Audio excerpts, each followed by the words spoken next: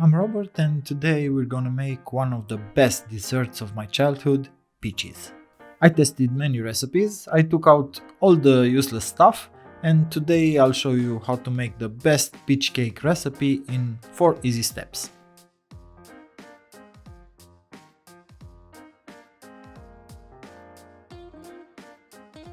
We'll start unintuitively with the cream because I wanted to do something special here.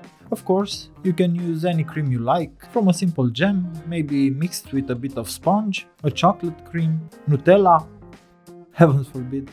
But I wanted to show you how to get a super silky chocolate and hazelnut cream. On top of 133 grams of cream, I'll add 100 grams of dark chocolate and 33 grams of milk chocolate, so the cream is a little sweeter, and 33 grams of pure hazelnut paste.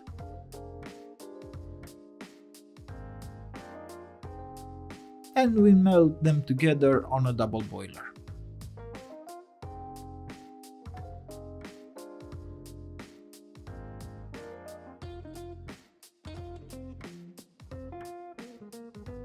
While the cream is cooling down at room temperature, we'll make the sponge, and I'll show you a secret to get a super easy batter that won't give you any headaches.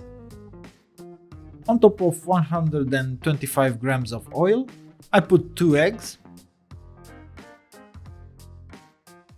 1 vanilla extract or some vanilla, and 125 grams of sugar, and I mix using a whisk.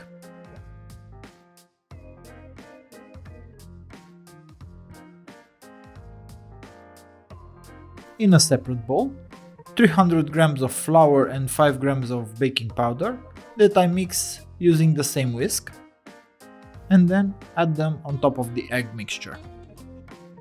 Use a spatula to homogenize the batter.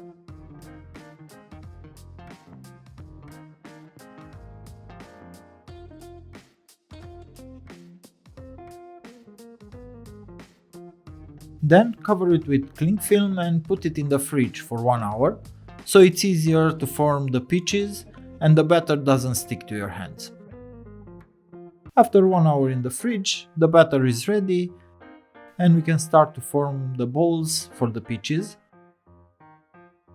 And if you are a bit obsessed with symmetry, like I am, you can weigh them, and I'm making 10-gram balls. If not, eyeball them and try to make them as even as you can.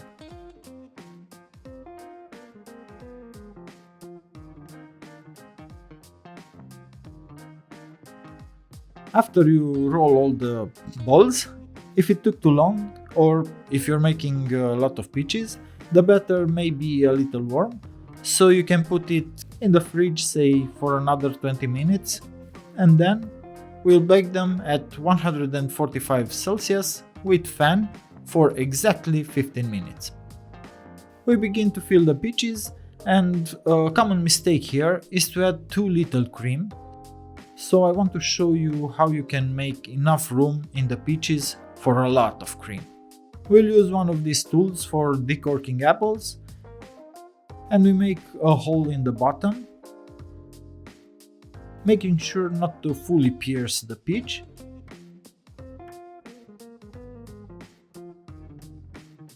And then we enlarge the hole by scraping the sides.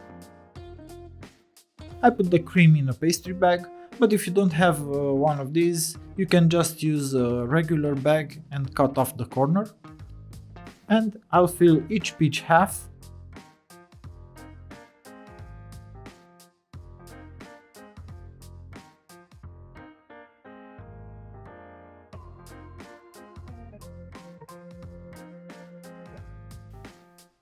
And then we unite two halves, but especially if you didn't weigh them, make sure you pick two of similar size. After filling, put them in the fridge a little so the cream hardens, and then we'll come back to decorate them. I guess you noticed by now that I'm not a big fan of rum taste, so we're not gonna use it here either. But I do want to show you how to get peaches that are not too sweet and very tender and with the perfect color. And speaking of color, some silicone gloves will prevent coloring your fingers at this step. I have here two small bowls that I filled with milk and will use edible color, yellow in one and red plus yellow in the other, so we get orange, and we take it from there.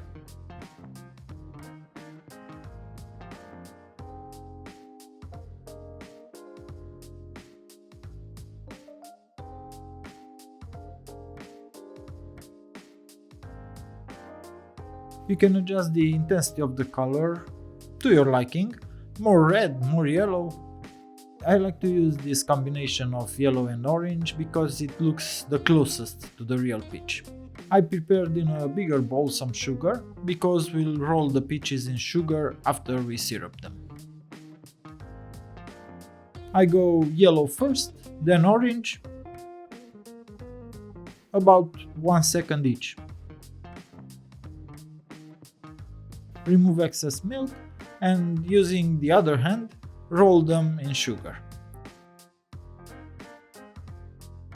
We use the wet hand, dry hand technique.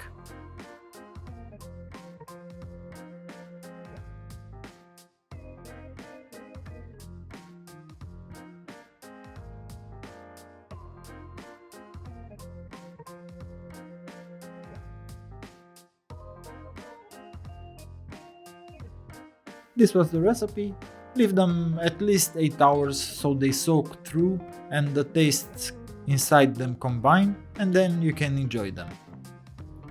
Thanks a lot for watching. I'll see you as usual next time. Bye bye.